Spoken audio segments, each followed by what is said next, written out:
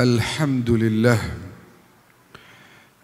لله الأول قبل الإحياء والإنشاء والآخر بعد فناء الأشياء، العليم الذي لا ينسى من ذكره ولا ينقص من شكره ولا يخيب من دعاه ولا يقطع رجاء من رجاه. أشهد أن لا إله إلا الله وحده لا شريك له، وأشهد أن سيدنا ونبينا محمدا عبده ورسوله لا نبي بعده. اللهم صل وسلم وبارك على سيدنا محمد الفاتح لما أغلق والخاتم لما سبق، ناصر الحق بالحق والهادي إلى صراطك المستقيم، وعلى آله حق قدره ومقداره العظيم. أما بعد فيا عباد الله، أوصيكم وإياي بتقوى الله، وقد فاز المتقون. وقال الله تبارك وتعالى في كتابه العزيز: أعوذ بالله من الشيطان الرجيم، قل بفضل الله وبرحمته فبذلك فليفرحوا. وقال رسول الله صلى الله عليه وسلم: إنما أنا رحمة مهداة. صدق الله وصدق رسوله النبي الكريم، ونحن على ذلك من الشاهدين والشاكرين والحمد لله رب العالمين. Hadirin jamaah sidang Jumat rahimakumullah. Kita sama memulai sidang Jumat di hari yang penuh barakah ini dengan mengungkapkan puja-puji serta rasa syukur kita kehadirat Allah yang tak henti memberikan nikmat demi nikmatnya bagi kita. Padahal kita sebagai hamba-hambanya seringkali kita melanggar syariat Allah. Namun Dialah yang Maha Pengasih, Dialah yang Maha Penyayang, Dialah yang bukan hanya mengampuni tapi juga mencintai kita, yang terus memberikan nikmat demi nikmatnya. Di antaranya bahwasanya pintu ampunan itu tidak pernah ditutup sedikit pun. Artinya kapanpun kita istighfar, maka saat itu juga dosa-dosa kita diampuni oleh Allah. Maka tidakkah kita berpikir mengapa kita tidak beristighfar kepada Allah? Padahal baginda Rasulullah sallallahu alaihi wasallam beliau bersabda, sungguh beruntung setiap orang yang setiap dia berbuat salah, setiap itu juga dia beristighfar. Artinya apa? Karena dosa-dosanya langsung diampuni oleh Allah Subhanahu wa taala. Hadirin jamaah sidang Jumat yang dimuliakan oleh Allah, setelah juga kita memulai tadi awal khutbah dengan membaca 2 kalimat syahadat dan bersalawat, lalu izinkan khatib pada kesempatan yang singkat ini untuk memberikan wasiat wabil khusus terhadap diri sendiri dan juga kepada hadirin semua yang dimuliakan oleh Allah. Mari hendaknya sama-sama kita bertakwa dan memanfaatkan sisa waktu yang ada dari umur kita ini untuk kita gunakan menambah bekal menghadap kepada Allah Jalla Jalaluh wa ta'ala fi ulah. Hadirin yang dimuliakan oleh Allah, kebahagiaan akan didapat oleh seseorang selama dia mengikuti jalannya Rasulullah. Bahkan sekalipun rendah tingkat sosialnya, sekalipun sedikit hartanya, namun kalau dia bersama Rasulullah, mengikuti ajaran Rasulullah, maka dia akan mendapatkan kebahagiaan dunia dan akhirat. Tidakkah kita mendengar kisah Bilal bin Rabah, seorang sahabat yang memiliki jabatan sosial paling rendah saat itu, yaitu menjadi budak sebelum dia beriman kepada Allah dan Rasulnya. Secara ekonomi Bilal bukan hanya menengah ke bawah tapi begitu rendah. Namun kemudian dengan segala keterbatasan yang ada itu, Bilal selalu mendapatkan kebahagiaan karena hidupnya selalu bersama baginda Rasulullah. Bahkan surga telah merindukannya pada saat Bilal masih hidup di dunia. Bahkan di saat detik terakhirnya, ketika Bilal bin Rabah hendak menghadapi sakaratul maut, istrinya mengatakan, aduhai betapa kasihannya suamiku, dia akan meninggalkan dunia. Pasti dia sedih. Namun kemudian Bilal mengatakan, wahai istriku, jangan kau katakan aku ini sedih. Jangan kau kasihani aku. Aku tidak layak untuk dikasihani. Kalau engkau mau berbelas kasih, mau mengatakan orang itu kasihan, katakan hal itu kepada orang yang belum membawa bekal cukup menghadap kepada Allah. Itu yang kasihan, itu yang sedih. Adapun aku telah menjalankan hidupku dengan sungguh-sungguh, menjalankan apa yang diperintahkan oleh Allah, menjauhkan apa yang dilarang oleh Allah, sehingga sungguh di detik-detik terakhirku di dunia ini aku sedang berbahagia. Mengapa demikian? Maka kemudian Bilal mengatakan, wa tarabah gadan alqal ahibbah Muhammadan wa hizbah. Karena aku akan berjumpa kembali dengan pujaan hatiku, kesayanganku, kecintaanku, cahaya mataku, kekasih Allah, Nabi kita, Nabi besar Muhammad sallallahu alaihi wasallam. Hadirin jamaah sidang Jumat yang dimuliakan oleh Allah, untuk bisa menjadi seperti Bilal bin Rabah diperlukan rasa sayang dan cinta yang mendalam kepada baginda Nabi, yang membuat kita kemudian tidak akan mau untuk melanggar syariatnya. Karena dasar sayang dan cinta itu akan membuat seseorang taat. Karena baginda Nabi menjelaskan, ciri pecinta adalah al-muhibbu liman ahabba muti'. Ciri pecinta adalah dia taat, dia tunduk, dia patuh, dia nurut kepada yang dicintainya. Maka dari itu, kalau seandainya kita ingin patuh dan nurut kepada baginda Nabi, kepada apa-apa yang dibawa daripada hukum-hukum Allah, hendaknya kita harus memperdalam cinta kita. Kita harus memperdalam sayang kita. Dan bagaimana mungkin kita bisa cinta? Bagaimana mungkin kita bisa sayang kalau kita tidak mengenal beliau? Bukankah kita sering mendengar ucapan tak kenal maka tak sayang? Bagaimana mungkin kita mau sayang?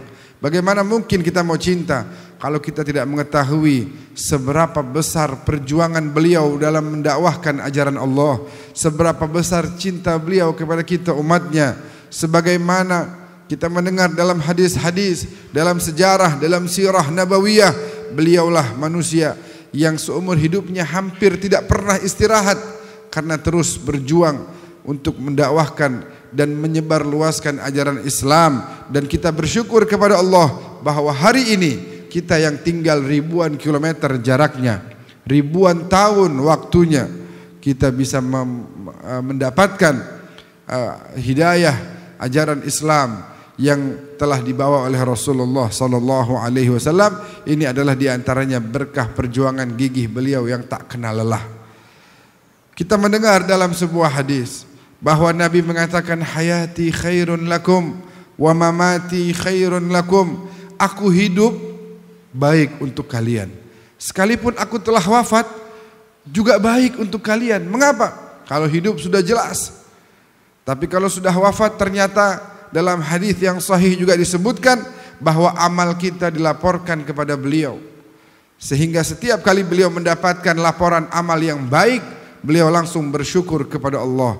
Namun kalau ada laporan dari umatnya yang kurang baik, ada yang berbuat dosa, ada yang bermaksiat, maka segera beliau istighfar kepada Allah agar dosa-dosa kita diampuni. Bayangkan ayuhal ikhwah, bayangkan wahai umat Rasulullah, kita yang dosa, kita yang maksiat, kita yang lalai, dia yang pusing, dia yang istighfar, dia yang kefikiran. Kitanya enak-enak tanpa istighfar, kitanya lalai bersenang-senang merendahkan ajaran Allah tabaraka wa taala, melanggar syariat Allah, kitanya tidak istighfar.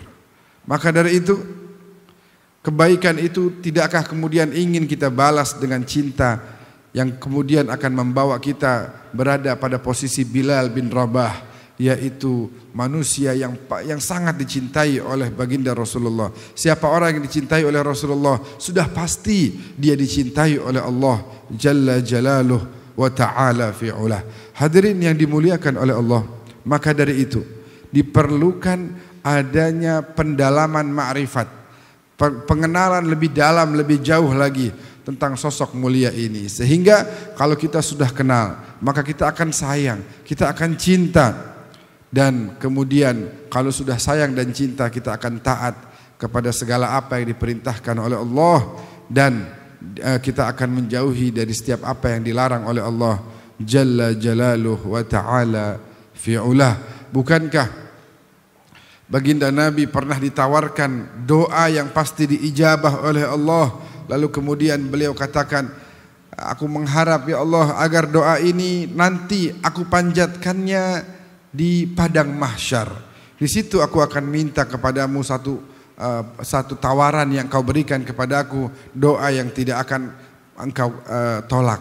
Maka kemudian digambarkan bahwa nanti di yaumil qiyamah baginda Nabi bersujud dengan begitu lamanya mengharap ridha dari Allah, dan kemudian dengan sujud yang begitu lama kemudian Allah mengatakan, laqad tala sujuduka ya habibi, sungguh telah begitu lama dan panjang sujudmu, angkat kepalamu, irfa ra'sak sal tu'ta washfa tushaffa, angkat, sudah cukup. Apa yang kau mau wahai baginda Nabi?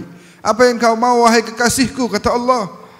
Maka kemudian Nabi mengharap agar diberikan wewenang memberikan syafaat kepada umatnya, sehingga digambarkan bahwa hari itu umat Nabi yang dosanya masih banyak diberikan syafaat oleh beliau sehingga dosanya berkurang jauh. Umat Nabi yang pahalanya masih kurang diberikan syafaat oleh beliau sehingga pahalanya menjadi lebih berat daripada dosanya.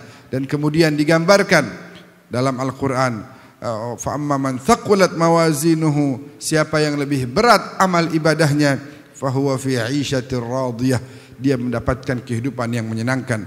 Wa amma man khaffat mawazinuhu, akan tetapi siapa yang lebih ringan amal ibadahnya dibanding dosanya, fa ummuhu hawiyah, maka tempat kembalinya adalah neraka. Digambarkan bahwa hari itu tidak tersisa, banyak, hampir semua umat Islam masuk ke surga, kecuali siapa? Ternyata masih ada yang tidak bisa mendapatkan syafaat Nabi, kecuali mereka yang meninggalkan sholatnya, mereka yang meninggalkan ibadah sholat 5 waktunya.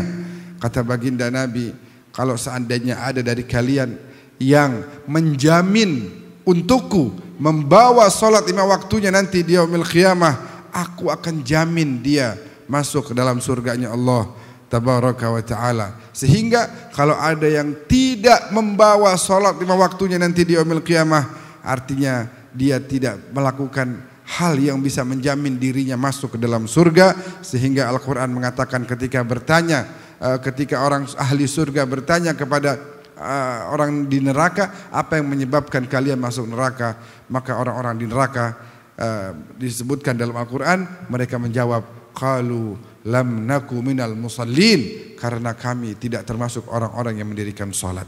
Maka dari itu kaum muslimin yang dimuliakan oleh Allah, pengajian, peringatan maulid, kajian dan lain sebagainya, bukan hanya kita hadir lalu kemudian baik di tempat saja, pulang ke rumah hilang kebaikan itu, pulang ke rumah hilang semangat solawatnya, hilang semangat zikirnya, hilang semangat ibadahnya. Yang harus kita lakukan adalah bawa terus Rasulullah dalam diri kita. Kemanapun kita pergi, kita harus hadirkan junjungan kita baginda Nabi besar Muhammad sallallahu alaihi wasallam dalam segala aspek kehidupan kita, sehingga siapa yang hidup bersama Nabi kelak akan dikumpulkan bersama beliau di dalam surganya Allah Subhanahu wa taala. Mudah-mudahan kita termasuk orang-orang yang beruntung yang bisa mendapatkan ampunan dari Allah, syafaat dari Rasulullah sallallahu alaihi wasallam. Kita bisa berkumpul kelak di surganya Allah bersama para nabi, bersama para rasul, bersama para ahlul bait, bersama para sahabat Nabi, baik dari kalangan muhajirin dan ansar, bersama tabi'in, tabi'in, bersama para aulia wal salihin. Dan itulah sebuah kenikmatan yang sebenar-benarnya, yang sifatnya kekal dan abadi selama-lamanya. Amin ya rabbal alamin. A'udzu billahi minasyaitonir rajim. Bismillahirrahmanirrahim. Wal 'asri innal insana lafi khusrin illa alladhina amanu wa 'amilus shalihat wa tawassaw bil haqq wa tawassaw bis sabr. Barakallahu li wa lakum fil Qur'anil Karim. ونفعني وإياكم بما فيه من الآيات والذكر الحكيم وتقبل مني ومنكم تلاوته إنه هو السميع العليم فاستغفروه إنه هو الغفور الرحيم. اللهم صل على سيدنا محمد. اللهم صل على سيدنا محمد.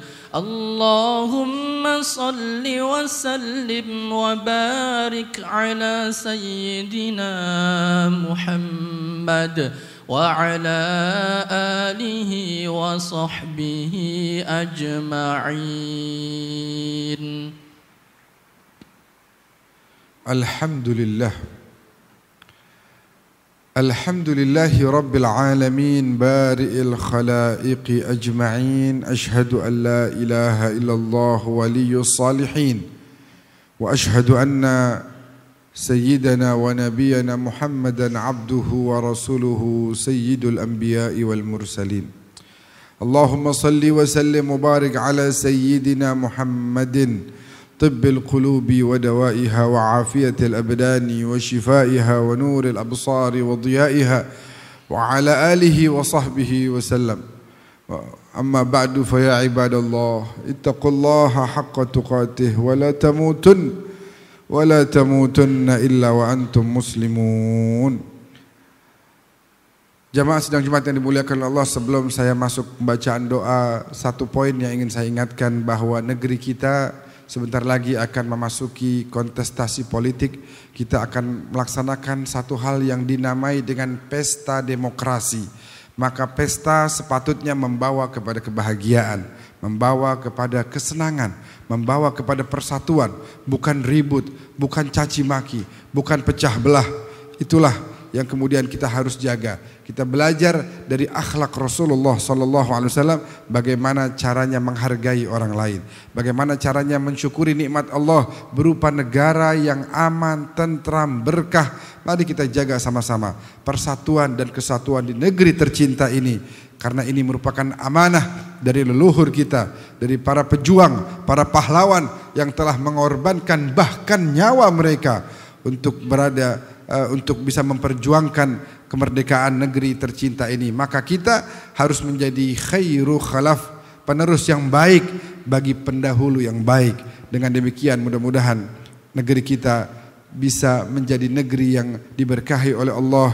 Seraya kita berharap semoga siapapun yang berkontestasi, kalau mereka berniat baik kepada negeri ini, berniat baik kepada bangsa dan masyarakatnya, semoga diberikan jalan untuk menang. Dan siapa yang berniat buruk, ingin korupsi, ingin merampas harta rakyat, semoga digagalkan oleh Allah Subhanahu wa taala.